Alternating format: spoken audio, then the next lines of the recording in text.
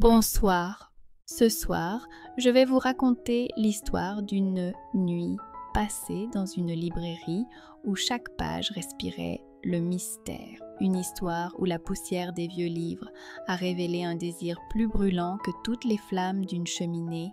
Une histoire où un inconnu s'est glissé entre les rayonnages pour bouleverser ma vie.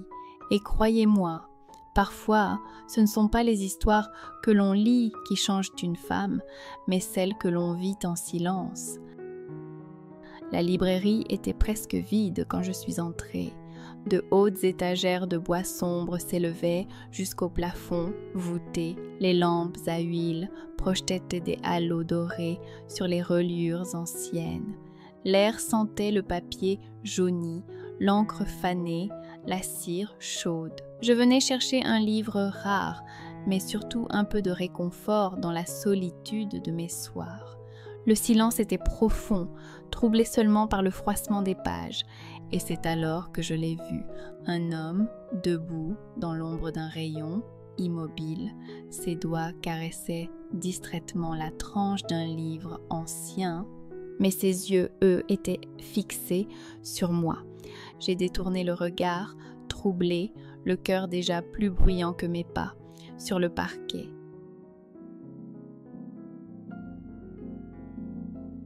Je parcourais les rayons, feignant l'indifférence, mais je sentais sa présence suivre chacun de mes déplacements. Chaque fois que je me retournais, je surprenais son ombre, son regard qui glissait sur ma nuque, sur mes hanches, sur mes lèvres.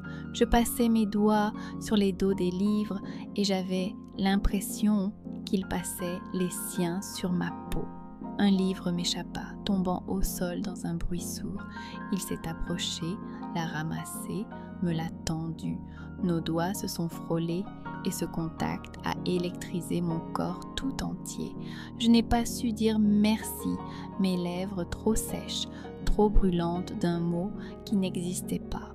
Le silence devenait caresse et chaque seconde insoutenable.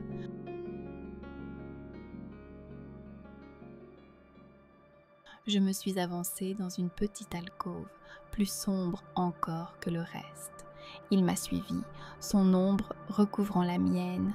Je me suis retournée et nos visages se sont retrouvés proches, beaucoup trop proches.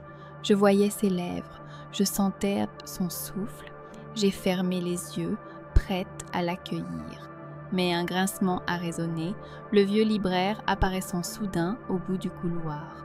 Nous avons reculé aussitôt, comme deux enfants pris sur le fait.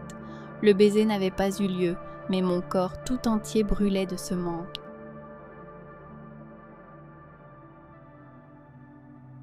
Quand le libraire est reparti, le silence est retombé, plus épais encore. Il s'est rapproché à nouveau, mais cette fois avec une lenteur calculée. Ses doigts ont effleuré mon poignet, sa main s'est posée sur ma taille. Je me suis laissé guider, reculant contre une étagère, les livres anciens frémissant derrière moi.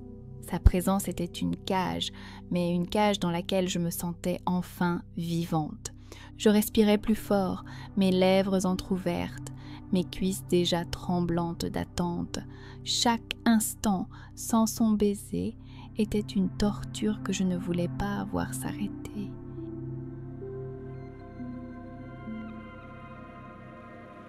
Il a brisé la distance, ses lèvres capturant enfin les miennes, un baiser profond, brutal, affamé qui m'a volé le souffle. Sa main s'est enfoncée dans mes cheveux, tirant doucement ma tête en arrière pour mieux posséder ma bouche. Je me suis cambrée contre lui, mes mains agrippées à sa chemise, mes jambes cherchant son contact, ses doigts glissaient sur ma taille, sur mes hanches, descendant jusqu'à mes cuisses. Chaque geste était ferme, décidé, brûlant d'un désir qu'il ne retenait plus. Le bois de l'étagère appuyait contre mon dos, froid et dur, contrastant avec la chaleur de ses caresses. Mes cuisses s'écartaient malgré moi, mes reins cherchaient son rythme.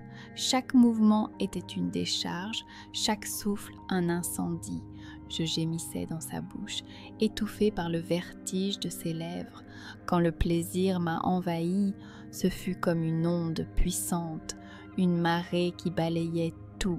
Je n'étais plus qu'un livre ouvert entre ses mains, une histoire brûlante qu'il écrivait sur ma peau.